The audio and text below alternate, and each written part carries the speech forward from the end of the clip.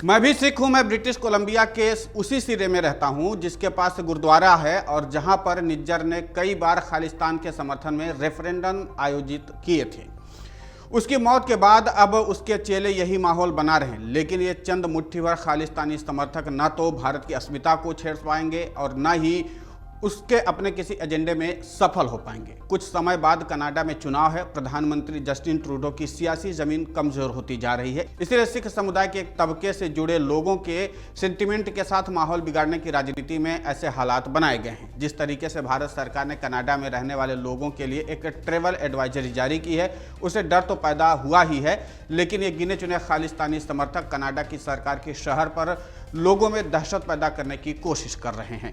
हालांकि हम लोग डरने वाले नहीं हैं। कनाडा और भारत के बीच पैदा हुई तकरार के बाद अमर उजाला.com ने कनाडा के अलग अलग राज्यों के शहरों में बसे भारतीय सिखों और अन्य समुदाय के लोगों और स्टूडेंट्स से बात की है।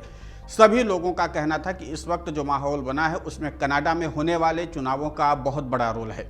ब्रिटिश कोलंबिया से सरे में रहने वाले सरदार जोगिंदर सिंह कहते हैं कि जिस जगह पर गुरु नानक गुरुद्वारा है उसके 1 मील के दायरे में उनका घर है। हमारे आसपास दर्जनों सिख परिवार पंजाब से आकर के बसे हुए हैं। जोगिंदर सिंह कहते हैं कि वो अपने परिवार के साथ इस गुरुद्वारे में अक्सर आते जाते रहते थे, लेकिन बीते कुछ समय से जिस तरीके से गुरुद्वारे में भारत विरोधी साजिशें और बैठकें होने लगीं तो उनके परिवार ने और उन्होंने यहाँ से दूसरे गुरुद्वारे में जाना शुरू कर दिया। हालांकि उनका कहना कि इस गुरुद्वारे में सिर्फ वही लोग आते थे जो इस गुरुद्वारा कमेटी से जुड़े हुए थे। क्योंकि इस गुरुद्वारा का प्रधान निज्जर था, इसलिए उसके समर्थक ही यहाँ पर ज़्यादा आते थे। लेकिन हैरानी की बात तब नजर आई जब निज्जर की हत्या के बाद निकाले गए प्रदर्शन में भारत विरोधी नारे लगे।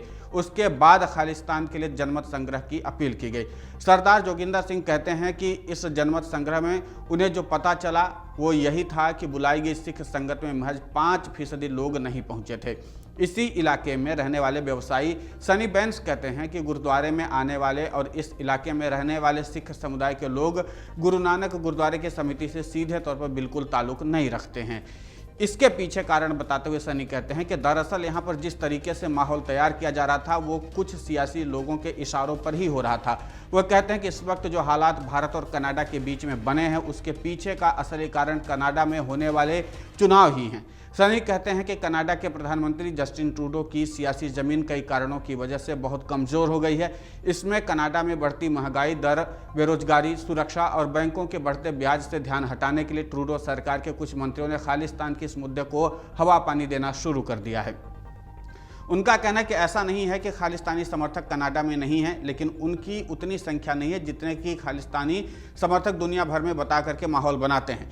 कनाडा में विनीपेग में रहने वाले मूलतः पंजाब के मोंगा निवासी हरजोत सिंह कहते हैं कि वो अभी 1.5 साल पहले ही चंडीगढ़ से कनाडा पढ़ाई करने के लिए आए हैं। वो कहते हैं कि जिस तरीके से भारत और कनाडा के बीच में हालात पैदा हो गए हैं उससे चंडीगढ़ में रह रहे हैं उनके घर वाले बहुत ज़्यादा चिंतित हैं, क्योंकि भारत सरकार की ओर से जारी की गई एडवाइजरी में छात्रों के लिए विशेष हिदायत दी गई है। हरजोत कहते हैं कि उन्होंने कनाडा के इंडियन काउंसलेट में न सिर्फ अपना रजिस्ट्रेशन कराया बल्कि उनके साथ पढ़ाई कर रहे कई दोस्तों ने भी मैंडेटरी रजिस्ट्रेशन करने की प्रक्रिया के लिए आवेदन कर दिया है।